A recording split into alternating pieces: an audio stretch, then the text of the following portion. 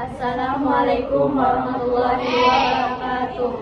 Kami dari kelompok 9 yang beranggotakan Saya Muhammad Tebes Badra, Siti Kasbia, saya Maulida, Siti Hadijah, saya Siska, yang akan memperagakan simulasi dokumentasi keperawatan pada pasien dengan depresi.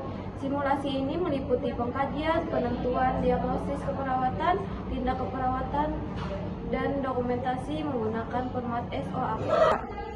Assalamualaikum.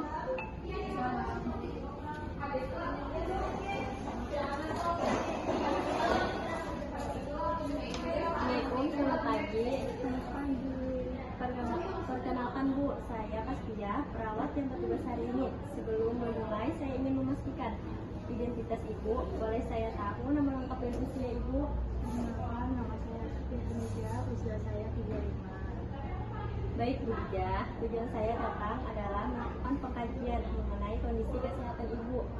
Wawancara ini berlangsung sekitar 10 menit. Apakah Ibu bersedia? Bagaimana perasaan Ibu hari ini? Sudah berapa lama Ibu merasakan hal tersebut? Kurang lebih 1 bulan sejak saya kehilangan pekerjaan. Apa yang biasanya Ibu lakukan di rumah? Saya lebih banyak diam di rumah, di kamar. Rasa malas bertemu sama orang itu. Bagaimana pola makan dan tidur Ibu? Nafsu makan berkurang dan hampir setiap malam sulit tidur. Apakah Ibu masih menikmati hobi atau aktivitas yang dulu disukai? Tidak saya sudah tidak tertarik melakukan apapun. Apakah pernah muncul keinginan untuk melukai diri sendiri? Tidak sampai seperti itu, tapi saya merasa berguna.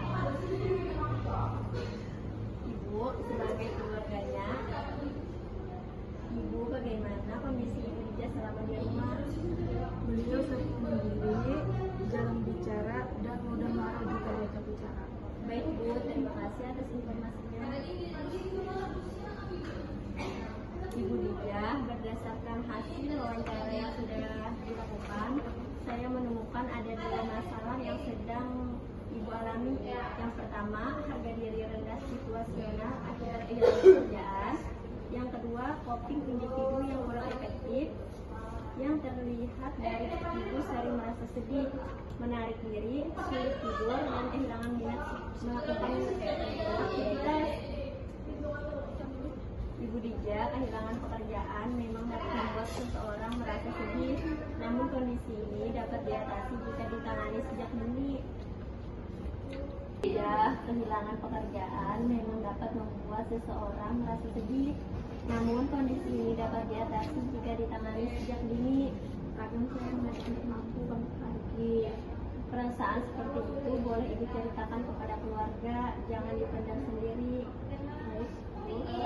Saya juga menyarankan Ibu mulai melakukan aktivitas ringan, misalnya berjalan pagi selama 15-20 menit atau melakukan hobi yang dulu Ibu sukai. Apa yang bisa kami lakukan sebagai keluarga? Dukungan keluarga sangat penting. Dengarkan keluhan Ibu Dija tanpa menghakimi. Ajak beliau berbicara, makan bersama, dan berikan semangat agar beliau kembali melakukan aktivitas sehari-hari. Baik Bu, kami akan mendampingi beliau. Selain itu, usahakan tidur cukup, makan teratur, dan bila keluhan semakin berat atau muncul keinginan menyakiti diri sendiri, segera datang ke fasilitas kesehatan atau berkonsultasi dengan psikolog maupun dokter jiwa. Terima kasih atas masukannya, saya akan berusaha. pasien mengatakan sedih sejak kehilangan pekerjaan 1 bulan yang lalu. Sulit tidur, nafsu makan menurun, tidak bersemangat, dan merasa dirinya tidak berguna. Data objektif, pasien tampak murung, kontak mata kurang, berbicara pelan, sering menunduk, dan keluarga mengatakan pasien lebih sering menyendiri. Assessment yang pertama, harga diri rendah situasional. Yang kedua, coping individu tidak efektif. Planning yang pertama, bangun hubungan saling percaya. Yang kedua, berikan kesempatan pasien mengungkapkan perasaan. Yang ketiga, edukasi pasien dan keluarga tentang depresi. Anjurkan aktivitas positif secara bertahap. Yang kelima, libatkan keluarga sebagai support system. Yang terakhir, evaluasi perkembangan kondisi pasien pada kunjungan berikutnya. Ya, terima kasih telah bersedia bekerja sama. Semoga Ibu merasa lebih baik. Saya akan kembali untuk mengevaluasi perkembangan Bu. Baik, terima kasih Bu.